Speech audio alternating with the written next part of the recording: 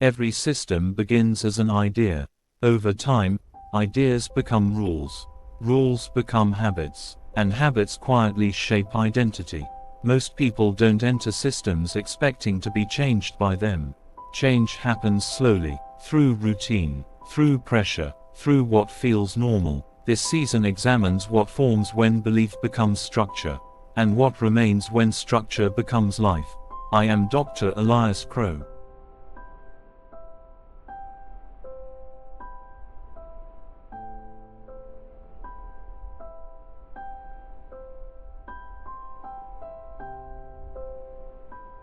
I want to begin quietly, not with a claim, but with a pattern. Across continents and decades, the language remains remarkably similar. A promise, a seed, a return. When you slow the tape, you notice that the promise is rarely specific, yet the instruction always is. Give first, the rest, you're told, will follow. Patterns matter, so let's follow this one.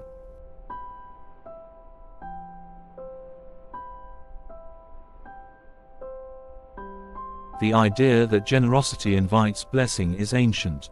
You can find it in proverbs, parables, and communal rituals long before modern finance existed. But something changes when a spiritual principle is paired with a transaction. In the late 20th century, televised religion expanded reach beyond buildings. Messages once delivered to hundreds were now broadcast to millions. With scale came infrastructure, with infrastructure came cost. And with cost came a new vocabulary, one that blended faith with financial expectation. This wasn't inherently malicious. Institutions require resources. But slowly, a subtle shift occurred. The language moved from supporting a mission to unlocking personal prosperity. When belief becomes instrumental, used as a mechanism rather than a meaning, questions naturally follow. And it's those questions we're examining.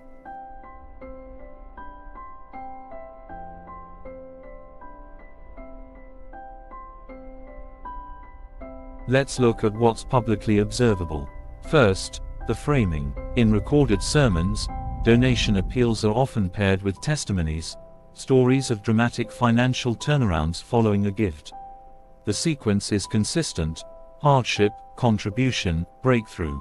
Second, the timing. Requests are frequently placed immediately after emotionally charged moments. Music swells, narratives peak, silence stretches. Behavioral science tells us this is when decision-making is most suggestible. Third, the asymmetry of risk. The donor assumes uncertainty. The institution does not. No contract exists promising a return. No audited pathway links the contribution to the outcome. Yet the implication remains, carefully worded, rarely explicit. When you follow the incentives, you see the tension. If donations are framed as investments, where is the disclosure? If outcomes are uncertain, why are expectations encouraged? These aren't accusations, they're structural questions. And structures, not intentions, shape outcomes.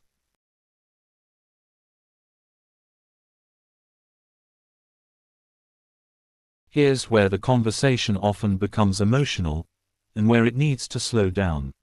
Supporters will say, no one is forced. That faith itself is the variable.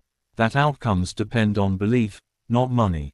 Critics will say, the vulnerable are targeted. Hope is being monetized. Spiritual authority is being leveraged. Both sides are reacting to the same thing, ambiguity. The turning point comes when we stop arguing motives and start examining impact. Independent studies on charitable giving show that individuals experiencing financial stress are more likely, not less, to donate when promises of reversal are introduced. Hope, it turns out, doesn't shrink under pressure. It expands. That expansion can be nurturing, or it can be exploited. When narratives imply that financial struggle is a spiritual failure, correctable through giving, the burden quietly shifts back to the believer. If wealth comes, the message worked. If it doesn't, the implication is internal: you didn't believe enough.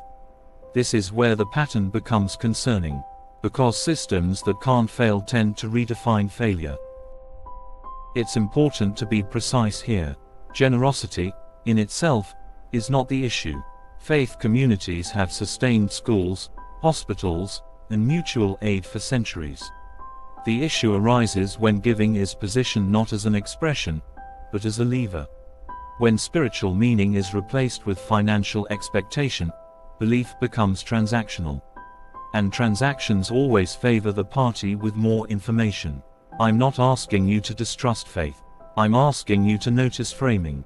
Notice when stories replace data. Notice when certainty is promised without accountability.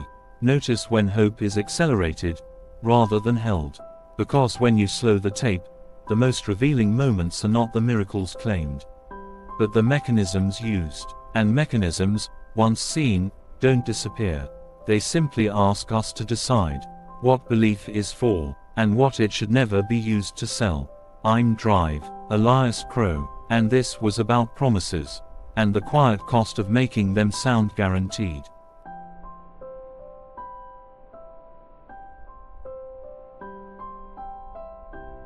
Systems rarely announce themselves. They form quietly, through repetition, through expectation, through what becomes normal. Understanding them doesn't always change them, but it changes how we see what we're living inside. This has been an examination, not an answer. Until next time, I am Dr. Elias Crow.